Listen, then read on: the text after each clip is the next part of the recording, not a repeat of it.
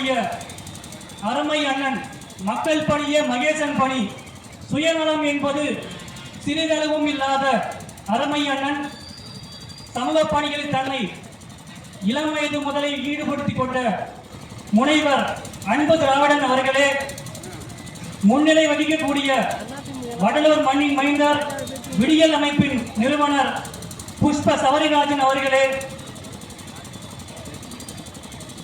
எனக்கு பின்னால் பேச இருக்கக்கூடிய கண்டன உரைக்காக கண்டன பேருரைக்காக இங்கே வருகை தந்துள்ள கடலூர் மாவட்டத்தின் மிக சிறந்த துணை மேயர் என்றும் எழுச்சி தமிழர் அண்ணன் திருமாவளவன் அவர்களின் நம்பிக்கைக்கும் பாசத்திற்கும் உரிய விசிகாவின் தளபதியாக இருக்கக்கூடிய தோழர் தாமரை செல்வன் அவர்களே, எங்கள் தோழர்களும் அமைப்பின் நிறுவன தலைவர் மக்கள் போராளி சமூக போராளி திராவிட தேனி அண்ணன் தீகா சண்முகம் அவர்களே,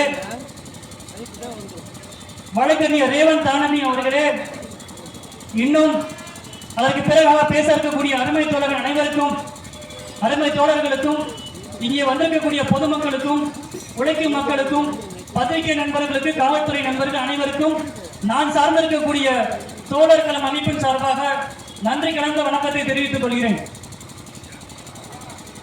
சுமார் 35 ஆண்டுகளுக்கு முன்பாக சமூக நீதி காவலர்களாக இருக்கக்கூடிய மருத்துவர் ஐயா அவர்களும் தந்தை பெரியார் அவர்களின் நேரடி மாணவனாக இருக்கக்கூடிய தமிழர் தலைவர் ஆசிரியர் கி வீரமணி அவர்களும் இணைந்து இந்த தந்தை பெரியார் சிலை அவர்களையும் பாபா சாஹேப் அம்பேத்கர் அவர்களின் சிலையும் நிறுவி இந்த மண்ணில் சாதிய சிக்கல்கள் இருக்கக்கூடாது என்றும் சனாதன பிடியில் சிக்கிவிடக்கூடாது என்றும் இந்த மண் காவிமயமாக மாறிவிடக்கூடாது என்ற உன்னத இயக்கத்திலும் நிறுவப்பட்டது. ஆனால் தற்போது சாலை விரிவாக்க பணி என்கிற பெயரில் அந்த சிலையை அப்புறப்படுத்தி, அதுவும் இரவு நேரத்தில் யாருக்கும் தெரியாமல் ஏதோ ஆட்டுக்குட்டியை களவாடி பையில் தூக்கி போட்டு போவது போல அந்த சிலையில் அப்புறப்படுத்தி ஒரு குப்பை வண்டியில் கொண்டு போய் சேர்த்துள்ளது இந்த மாநகராட்சி, இந்த நகராட்சி. அப்படி என்ன சந்தோஷம் என்று தெரியவில்லை. இது ஒன்று. இந்த சிலை இங்கே இன்றளவும் நிறுவப்படாமல் இருப்பதற்கு ஏதோ இது ஒரு தற்செயலான நிகழ்வு என்று எங்கள் தோழர்கள் அமைப்பு உணரவில்லை. தமிழகம் முழுக்க தந்தை பெரியார் சிலைக்கும் அண்ணல் அம்பேத்கர் சிலைக்கும் பாதுகாப்பும் கிடையாது. அது எந்த ஆட்சியாக இருக்கட்டும், திமுகவா இருக்கட்டும், அதிமுகவா இருக்கட்டும், அல்லது இப்ப வந்திருக்கக்கூடிய தாவேகாவா இருக்கட்டும், அது தந்தை பெரியார் சிலையாக இருக்கட்டும், அண்ணல் அம்பேத்கர் சிலையாக இருக்கட்டும், சிலை வைப்பதிலும் சரி, சிலையை வேறு இடத்தில் மாற்றுவதற்கும் சரி, பராமரிப்பதற்கும் சரி, தலைமை ஒப்புக்கொண்டாலும், அதாவது அந்த கட்சிகளின் தலைமை மீது என் பெரிய சிக்கல் கிடையாது. அது திமுக இருக்கட்டும், அதிமுக இருக்கட்டும், தாவேகா இருக்கட்டும். ஆனா உள்ளூர் ஆட்சியில் இருக்கக்கூடிய அல்லது உள்ளூர் பிரமுகர்களாக இருக்கக்கூடிய அமைச்சர்களின் நண்பர்களோ, முக்கியஸ்தர்களோ, அல்லது அங்க இருக்கக்கூடிய அதிகாரிகளோ ஏனோ ஒரு வகையில் சனாதனத்திற்கு காவிமயமாக மாறி இருப்பதால் இது ஒரு தொடர் சங்கிலி போல தமிழ்நாடு முழுக்க இந்த சிக்கல் உள்ளது. அது ஏதோ ஒரு இருள் அரசாங்கம் போல இந்த மண்ணில் சமூக நீதி நிலைக்கக்கூடாது, யாரும் படிக்கக்கூடாது, இங்க இருக்கக்கூடிய பிற்படுத்தப்பட்ட, தாழ்த்தப்பட்ட, ஒடுக்கப்பட்ட மக்கள் படிக்கக்கூடாது, மேலுக்கு வரக்கூடாது என்கின்ற ஒரு இழிவான சிந்தனையுடன் பார்ப்பனர்களுக்கு கைக்கூலியாகவும் எப்படியாவது தன்னை பார்ப்பனர்கள் என்று அங்கீகரிக்க மாட்டார்களா என்ற துணியிலும் செய்து கொண்டிருக்கிறார்கள். இந்த மண் அதே போலவே அதுவும் குறிப்பாக அந்த நான் சொன்ன அந்த செயலுக்கும் இந்த சிலைகளுக்கும் எந்த விதிவிலக்கும் இருப்பதாக எனக்கு தெரியவில்லை. காரணம், இந்த வடலூர் மண்ணை பொறுத்தவரை அருப்பெரும் வள்ளலார் சுவாமிகள் இருந்த காலத்தில் தொட்டு எப்படியாவது இந்த பகுதியை காவிமயமாக மாற்றிவிட வேண்டும் என்ற எண்ணம் இந்த சனாதன கும்பலுக்கு இருந்துள்ளது. அதை அன்றைக்கு சாதியும் சமயமும் ஆதியில் இல்லை என்று காட்டிய அருப்பெரும் ஜோதி என்று உடைத்தார் வள்ளலார் பெருமான். அதன் பிறகாக பெரியார் வருகிறார்.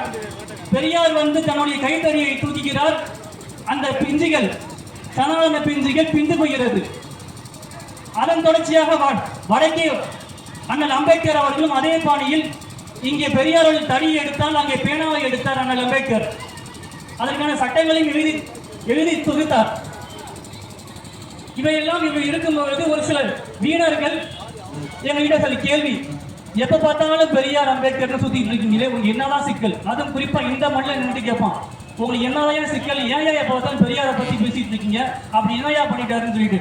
அவர் எந்த சமூகம் சொல்ல விரும்பல.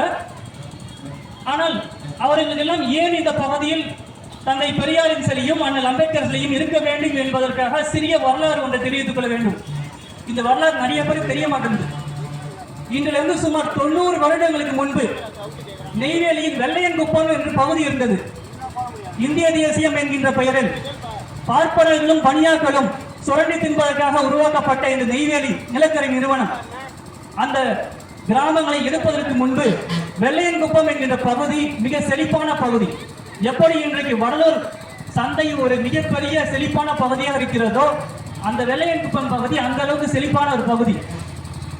வன்னியர் பெருமக்களும் பறையர் பெருமக்களும் செட்டியார்கள், நாடார்கள், முதலியார்கள் என்ற அனைத்து சமூக மக்களும் ஒற்றுமையாக இருந்த ஒரு பகுதி. ஆனால் அந்த பகுதியில் இருந்த ஒரு பார்ப்பனர்கள் இந்த வன்னியர் பெருமக்களும் இந்த பறையர் பெருமக்களும் ஒற்றுமையாக இருக்கிறார்களே, இவர்கள் உழைத்து முன்னேறுகிறார்களே, இவர்களை இப்படியே வைத்துவிட்டால் நாம் எப்படி உழைக்காமல் எப்படி வயிறு வளர்ப்பது என்பது தெரியாமல் அங்கிருந்த வன்னிய பெருமக்கள் மீது குற்றப்பரம்பரை சட்டத்தை ஏவுகிறார்கள். சில குடும்பத்திற்கு ஒரு 35 குடும்பம் இருக்கும். அதை கண்டித்து பெரியார் அவர்கள் 1937 சத்திரிய பெருமக்கள் வன்னிய பெருமக்களை அங்கிருந்த பார்ப்பன போலீஸ் அதிகாரிகள் குற்றப்பரம்பரையாக மாற்றிவிட்டனர். அந்த உழைக்கும் மக்கள் என்ன செய்தார்கள் என்று குடியரசில் தென்னார்காடு ஜில்லா படையாட்சிகள் என்று ஒரு கட்டுரை எழுதுகிறார்.